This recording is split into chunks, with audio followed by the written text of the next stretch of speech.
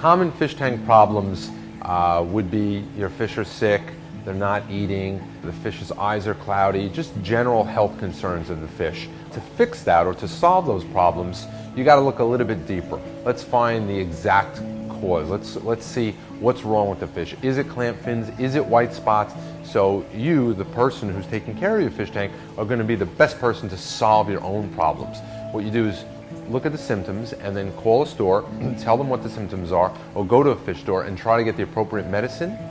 And once you fix the problem, you want to do whatever you can to prevent it from occurring next time. And you want to try to figure out what caused it in the first place. Maybe your tank was overfed, maybe it was overcrowded.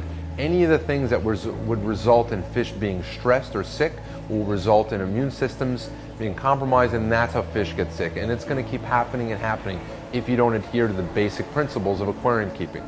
Don't overfeed, don't overcrowd, pick the right fish, pick fish that are compatible, make sure you follow a set photo and night period. You know, you want to have 12 to 13 hours of light, 12 hours or so of darkness. You don't want to keep your lights on all the time, or the fish are going to get stressed. You want to do regular weekly water changes to prevent problems. If you don't feel comfortable testing your own water, you can bring water to the aquarium shop, have them test it for you and tell you what the problems are. Maybe your pH is out of whack, or maybe your temperature is too high or too low. And again, temperature is not something that a fish store can test for, because temperature is going to change as you bring your water to the store.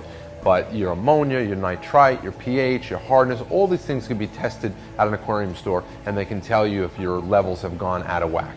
Once you identify the problem, then you go about fixing it. If it's water chemistry, usually some water changes will get the system running a lot more balanced. You can add bacteria to the system to help speed up the bacterial growth, which will keep your ammonia and your nitrite in check.